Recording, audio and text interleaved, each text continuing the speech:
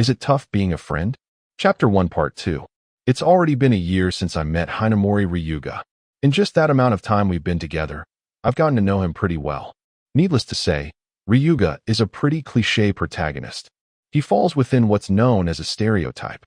Well, he himself isn't aware that he's a protagonist, but since that would have an adverse effect on his extraordinary character, I think that's fine. Ryuga does not take part in any club activities at school. Since he doesn't know when an enemy might emerge, it's reasonable to say that he's part of the Go Home Club. He's a youth engaged in the endless battle between light and darkness. In addition, Ryuga often gets dragged into mysterious events.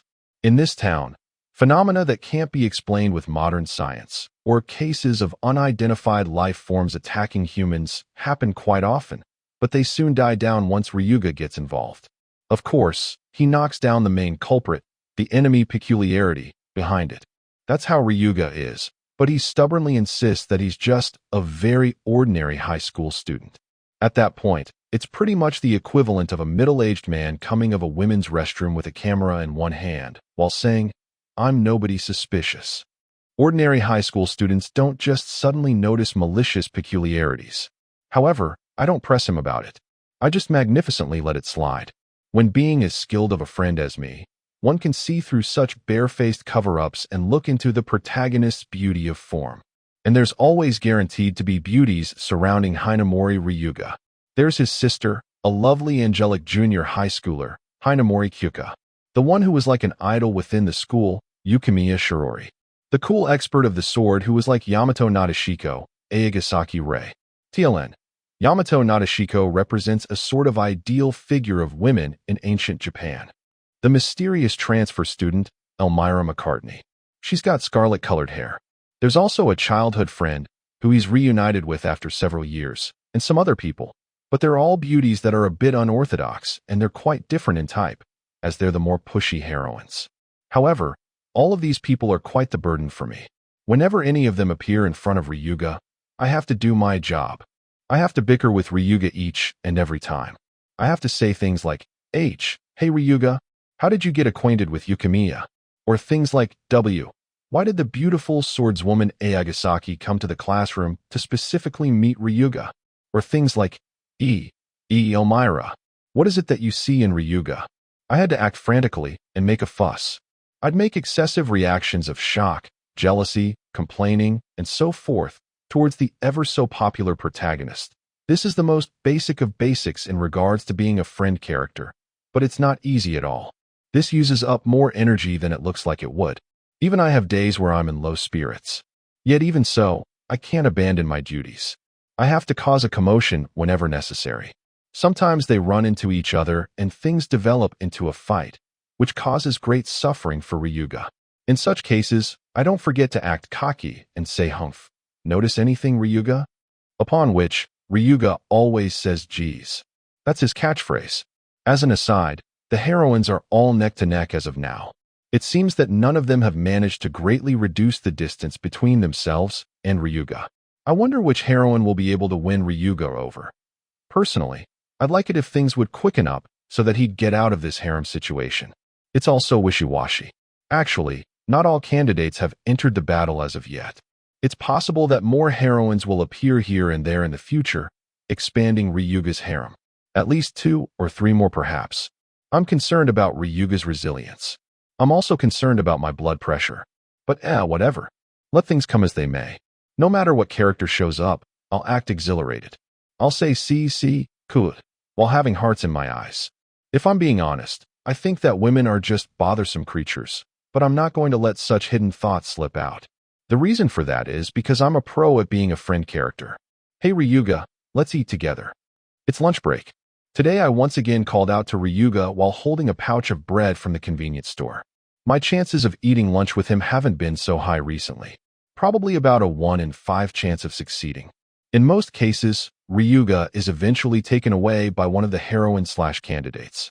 He's taken to the empty rooftop, an unused classroom, or at times someplace outside of the school. There's no use voicing any complaints. They're the main characters in the story. It'd be natural for them to take priority over a sub-character like me. However, today, there are fortunately no heroines to interrupt us. It seems this is the part where the friend is in focus. Hey Ryuga, listen. I've updated my list of beauties. So, I'll talk on and on about information of the girls in the campus that are considered cute. I take out the secret notebook I'm prideful of and leak dates of birth, heights, weights, blood types, 3 sizes, and other such things to Ryuga. To tell the truth, I'm really not interested about these things. I'd rather memorize a chronological table than memorize the profile of any woman. However, I have to tell these things to Ryuga. I have to talk while having a self-satisfied look and seem amazed. This is a bit of an old-fashioned friend type, but this is the kind of character I've decided on. Ikaru, what are you doing researching such things? Naturally, Ryuga sighed and looked at me while narrowing his eyes. He's got scornful eyes. I don't know how you got this information, but it'll be a problem if you get caught, you know. It'll be fine. I'm paying close attention not to let personal information be public. I'm only leaking these things to you because you're my close friend. I wish you would make use of that energy for other things, though. While having a milk carton straw in his mouth, Ryuga once again sighed as he said, geez. I completely feel the same way as him. What's the meaning in investigating someone else's 3 sizes during their growth period? My weight fluctuates by 1 or 2 kilograms in a month. This task produces way too fruitless results considering the effort it requires. But I have no choice. After all, I believe that a perverted fool has good compatibility with a cool protagonist as a friend. Once I start acting like that, the homeroom teacher Minegishi gets irritated. As a teacher, that person is way too serious and work-heavy. The homeroom teacher of the protagonist is supposed to be lax and unserious. They're supposed to frequently have class be a self-study session so that the protagonist has an opportunity to slip out. Then the protagonist is supposed to say, geez, is this school all right? In addition, Minegishi is a middle-aged man. The one in charge of the protagonist's class is supposed to be a female teacher. They're supposed to be a sexy lady, an extremely lowly girl, or a clumsy airheaded woman. Minegishi, you pack a weak punch.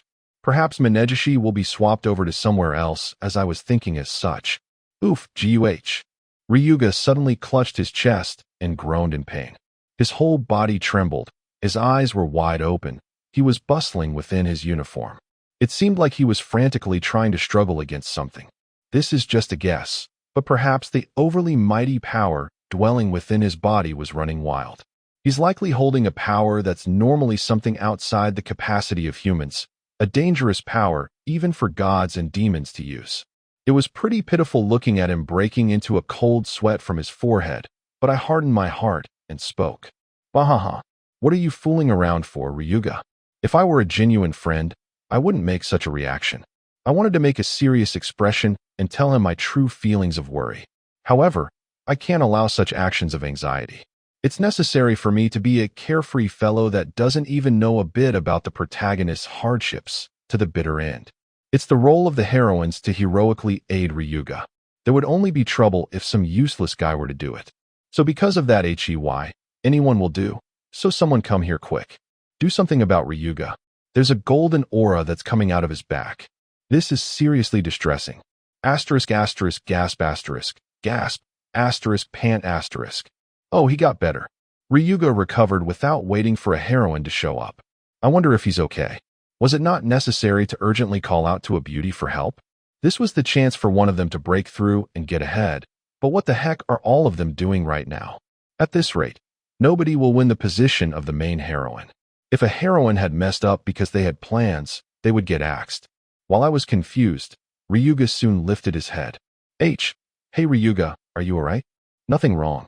Ryuga, seeming to interpret my panic as simple worrying, made an awkward smile while breathing heavily.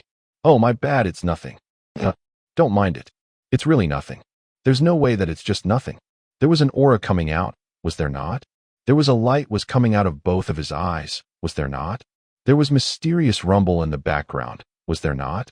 However, it's of course strictly forbidden to point that out. I soon returned to a more optimistic expression, as if thinking, did you not get enough sleep? If it's nothing in particular, then that's good. Make sure to get proper sleep, all right? Oh, I understand. Perhaps you've been playing games until late at night. Or perhaps you were reading porn? Show me. Come on, come on. Ahaha. Maybe it was something like that. Even for me, This is a stupid conversation.